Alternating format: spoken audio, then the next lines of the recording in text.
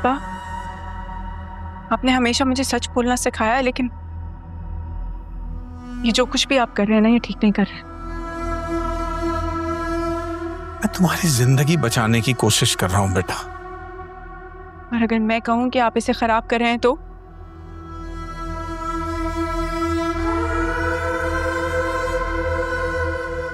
तुम्हारी शादी उसी तारीख को होगी जब मैंने तय की है, और फरहाद ही के साथ हो रही है। बस बस बेटा, बस कह दिया ना, भूल जाओ उस लड़के को। बिछड़ेंगे तुमसे ऐसे, फिर मिल ना पाएंगे, हम जोड़ के टूटा दिल तेरे शहर से